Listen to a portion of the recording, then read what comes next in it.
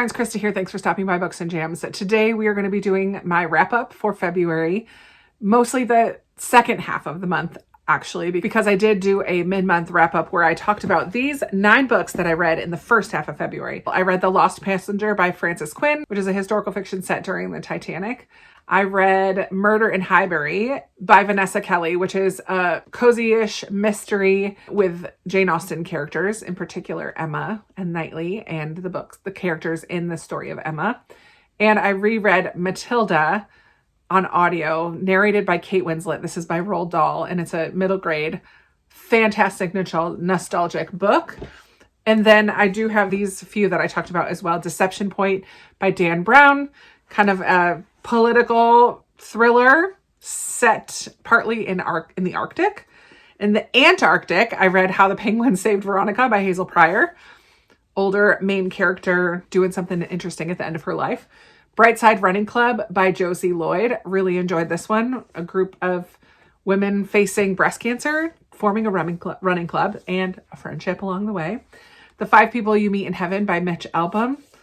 A guy dies and talks to 5 people in heaven. Marvelous by Molly Greeley was another NetGalley that I read and did not care for. Potential backstory of the Beast, Beauty and the Beast, which is kind of interesting because I just went to go see that show at my theater here in the area.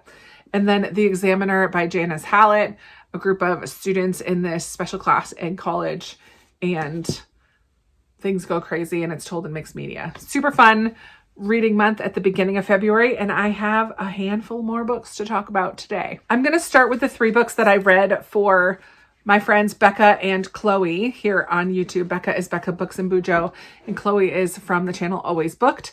They hosted a mini deck of TBR-a-thon in the month of February, and I did participate, and I started vlogging during the week and then just totally forgot that I was vlogging. So I have 3 books that I read for that week-long readathon, and I had to draw a card, and depending on what number I got, I could choose a prompt worth 1 point, 3 points, or 5 points. So for my first card, I don't remember what the numbers are. I just remember what the prompts were. So for my first card, I had to pick a booktuber favorite, and for 5 points, I chose one of the host's favorites, and I read I Who Have Never Known Men by Jacqueline Hartman. This was one of Becca's favorites in 2025. And she did warn me that she wasn't sure it was going to be a Krista book, and that it was very strange and a little bit ambiguous, especially towards the end. And she was right. It was all of those things. It was very weird, and it was a little ambiguous at the end. So it was not my favorite read by any means, but it was interesting. And in it, we follow this woman who, when she was very young, she doesn't remember living outside of the bunker, but there's a group of women who lived together in this bunker. They had these guards that were watching over them. They were very restricted in what they could do, conversations they could even have with each other, what they could wear, what food they were eating. Everything was super restrictive. And then at one point, some kind of alarm goes off and the guards disappear, and these women have to try to fend for themselves at that point.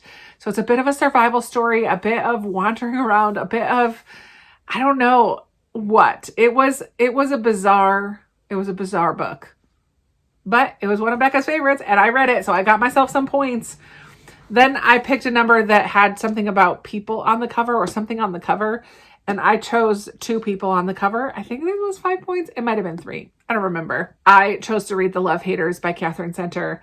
In this one, we follow a journalist who takes a job to go to Key West and write or film. Not a journalist. She's, well, kind of like a filmmaker.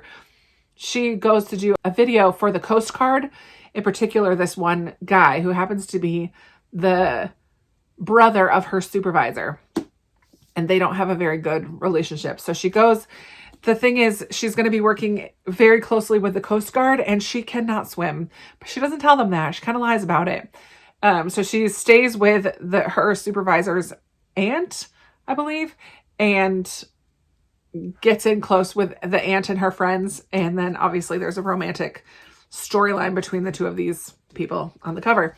What I did really appreciate this book in particular is that our main character really struggled with self-esteem and body image issues in particular. I could very much relate to her insecurities and her self-talk and the way that she thought about herself and her body, having to now wear a swimsuit a lot of the time, and just in general, her body image. And that was kind of one of the bigger issues that we were dealing with in here, along with the family drama for our Coast Guard guy and his brother and their aunt and the history there. I really enjoy Catherine Center's books, and this was no exception. I really enjoyed it. It was funny, good banter, but also a couple of deeper issues in there.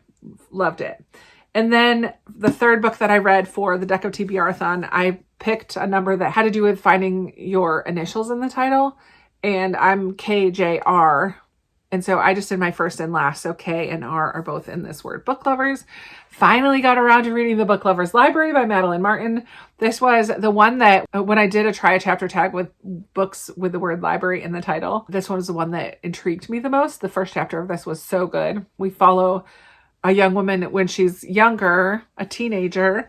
She runs a bookshop with her dad, and there's a fire at the very beginning, and it ends up being a deadly fire. The dad and the little girl get out of the building, but the dad had inhaled too much smoke and passes away.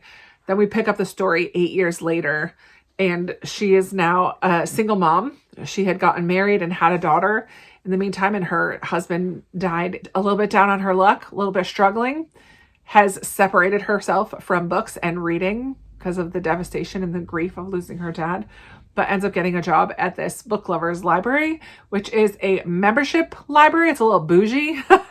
You have to pay lots of money to be a part of this library.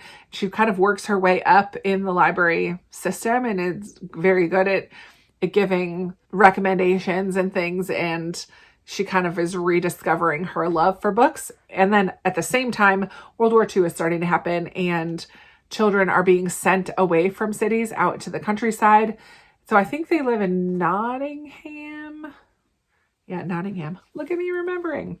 So we get the mother's perspective of sending her daughter away to the country, and then having that happen a couple different times because of situations that the daughter is experiencing out in the country. So it was the story of this mother and daughter, deep family story here, but also a little bit war, a little bit book lover situation.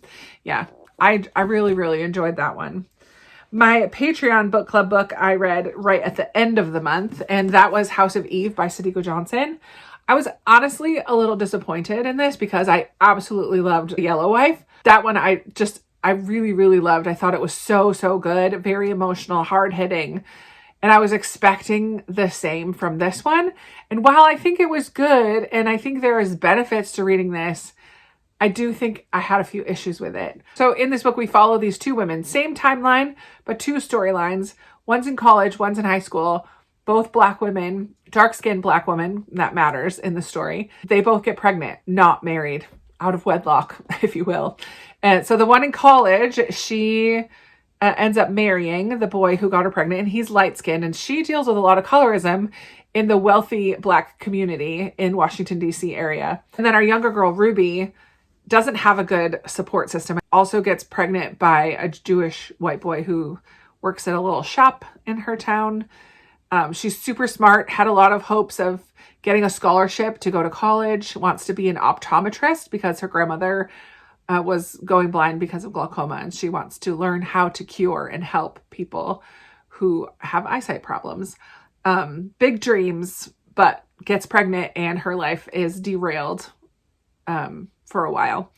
And so we just follow these two women, same timeline, two different stories. It was interesting to kind of compare their stories with each other. I do think the romance of both of these women and the boys who got them pregnant, the romance lasted a good 50% of the book. And I was kind of over it at that point. I think it took too long to build up this backstory of these two romances. And then one of them goes to a home for unwed mothers, and we get a little bit of stories at the home, but not as much as I wanted. And then there's a little tiny touch at the end of their two lives intersecting a bit, and I wanted more of that as well. So I just feel like I left this book feeling unsatisfied, which is a bummer because that's not at all how I felt reading Yellowwife. I do have high hopes for her newest one, Keeper of Lost Children. I've already been hearing good things from some of you about that one and that you really love it. So I'm still going to read Sadiko Johnson. She's a local author to me. I just wasn't a huge fan of House of Eve. I have 2 more nonfiction that I read in the month of February, or finished. One of them is The 40-Day Sugar Fast by Wendy Speak. And I started this in January 15th, but I did finish it in February, read through all 40 days. And this was really good. I think at the beginning, I wasn't aware. I didn't look into it that much. I didn't glance through it really. I thought it was going to be more about what's going on in your body and sugar, like more health focused, but it's definitely more of a devotional, which ended up being really good. There was some days in here that it was exactly what I needed. It was exactly where I was at. And it just talked about fasting from sugar and actually doing a fast, like the religious aspect of a fast, like the spiritual aspect of a fast, and not just health benefits of fasting in any way. So this was really good. I think it's something that I could see myself redoing if I do another sugar fast. It was great. And then I also read Reconnected by Carlos Whitaker. The subtitle at the bottom says, How 7 Screen-Free Weeks with Monks and Amish Farmers Helped Me Recover the Lost Art of Being Human. More than half of this book is his time at a monastery. He's there for 2 weeks, and then he goes to an Amish farm for 2 weeks, and then he's at home for 3 weeks without his phone. So I have felt challenged and slightly convicted every now and again about wasting time scrolling or just spending a lot of time on screens. It's part of why I started doing Maker Mondays this year, where on Monday nights I come home and the goal is to not be on my phone playing games or scrolling or doing computer stuff, but to get creative and to do other things with my time on Mondays. That's one way that I'm working out that situation in my life and trying to break some of those habits. But I loved Carlos's voice in here. I do follow him on Instagram. I haven't watched all of his stories in the last few months, but he is a Christian and comes at this experiment from a Christian worldview and how it impacts his family and relationships and being present in the moment, and relates that to God as well. I think that there's definitely still benefits that you can get out of this if you are not a believer, but I appreciated his Christian worldview and the way that he related these things to his faith, to his walk, things that God was teaching him throughout this time. Yeah, I really loved that book by Carlos Whitaker. And then I have 2 that are just kind of for fun. So around Valentine's Day, I read My Phony Valentine by Courtney Walsh. This was a delight. I really love Courtney Walsh. I can trust her now to not write books that are going to have content that I don't want to read. And this was just a really fun fake dating rom-com. So in this one, we follow a restaurateur who's really struggling in her small town with her restaurant. Because of things that have happened in her past, some of the town has a little bit ostracized her. And one day she's waiting in line at a coffee shop, and this bully, whatever, from her high school, this woman that she doesn't get along with, is just giving her a hard time about stuff in a very passive aggressive way. And she grabs the guy who's in front of her in line and says that it's her boyfriend, and he runs with it. But then it turns out that this guy is like a well-known hockey player. And so the town is kind of shocked by this, and they have conversations and they run with it. There's benefits to both of them. Very bantery, very cute, and was gifted to me for Galentine's Day this year, by one of you all, Beth. Thank you so much. And I read it right away because it had to do with Valentine's Day. It was sweet. It was fun. I am very eager to read more Courtney Walsh for sure. And then right at the end of the month, on the last day of the month, I snuck in one more book that I did in that library try-chapter tag, The Last Chance Library by Freya Sampson. I am now caught up with Freya Sampson. I've read everything that she's published. I know she has a new one coming out on my birthday, July 7th. Debating pre-ordering it, but maybe I'll do that after I get out of debt, because that's the goal, name of the game these days. But this was fun. As always in Freya Sampson's books, she has a group of unlikely friends who come together around some kind of cause. So in this one, we follow June Jones, who is the library assistant at this small town library. And June's mother has passed away a couple of years ago. and put her life on hold. She came home from school, dropped out of school, or did not go off to college so that she could be a caretaker when her mom was ill. Then when her mom passes away, she just kind of gets stuck in life and retreats more and more into herself and into her routines, almost to the point of crippling social anxiety, and yet loves the library and is so good at her job as a library assistant, basically holding the place together. The library council or the city council or county council or whatever, government is threatening to close 6 area libraries, including the one where this story takes place.